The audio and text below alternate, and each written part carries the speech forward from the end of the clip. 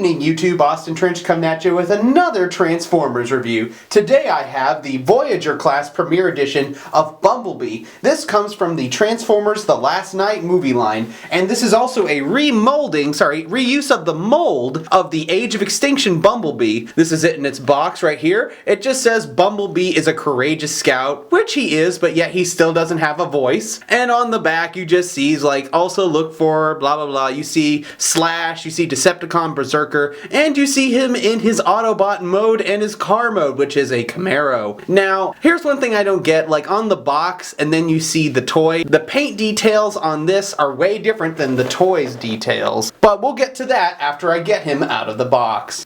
Alright, and here's Bumblebee outside of the packaging, and it looks awesome. To an extent. It's actually a very well done mold of the character, and I do like how Bumblebee looks in the movies for the most part. I really liked how he looked in Age of Extinction, which I don't know why they removed a lot of the paint from that original mold, which they used for this figure. But, you know, it's really nice. It's roughly 6 inches tall. It is a little bit taller than the 5-inch Power Ranger figures, but that's not saying much. You see, you just twirl them around right here. Oh, by the way, real quick, before I transform this thing, when I talk about it right here, these things move to be their own thing. Usually I see people have it like this, but I like to have them like this. It has it more of a guard type of thing, like how Optimus has his shoulder pads, but that's just me. You can have it any other way you want. This figure is actually very posable in what it's capable of doing. It can even move its arms and legs right there. That's a plus, which I'm very happy that the Transformer movie toys are improving in terms of posability, but sadly in shape they can never get it to look like the designs of the movie 100% of the time. Up close, Bumblebee looks really good despite it being such a small scale figure. I love the detail in the face right here. You can see that they used a lot of intense technology to get the face that way.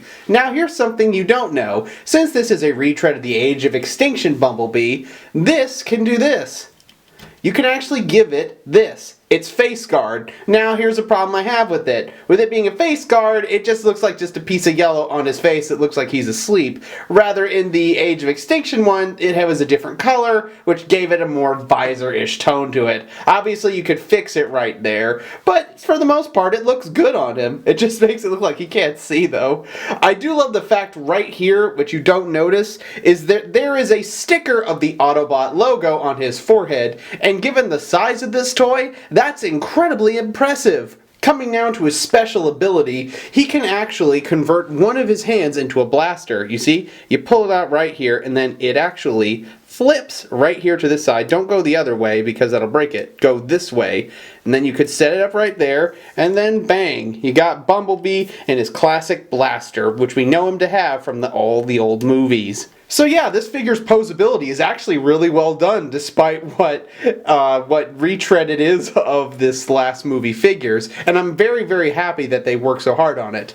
Now to come to what everyone's expecting, the transformation sequence. Alright, here's Bumblebee fully transformed, and you know what? It's a lot better than Optimus Prime's transformation. Now this is pretty easy to transform, to be honest, since it's a smaller figure with not as much detail and paint as Prime, but it's still pretty good. It is a bit hard to keep everything in place because you can see parts of it are showing right here. They're bulging out a little. But that's just probably from me not transforming it right or whatever. But, you know, it's nice looking. The wheels have the same issues I talked about with Prime, where it's just, you know, it's just raw, just hardened plastic rather than rubber, which I think a lot of the Transformers toys should be. They should have rubber wheels, that way kids can play with them instead of doing this.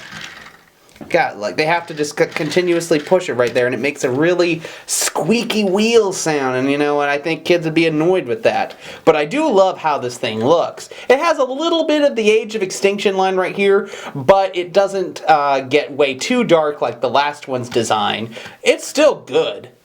In terms of accessories, Bumblebee only comes with these. These are weird little circular ninja star things that I don't know how he uses them in the movies because I've never seen him use them ever in my life.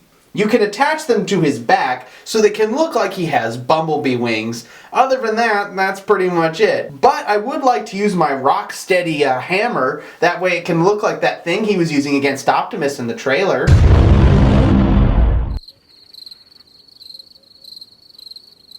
So, overall, I gotta say, Bumblebee from Transformers The Last Knight is a good figure to have. That is, if you don't have the Age of Extinction ones. That's why I'm giving this one an 8 out of 10. It's not perfect, but it is a fun, safe, and really nice figure to have in your collection. And with that said, that's all the time I have for this review. Please remember to like, comment, and subscribe.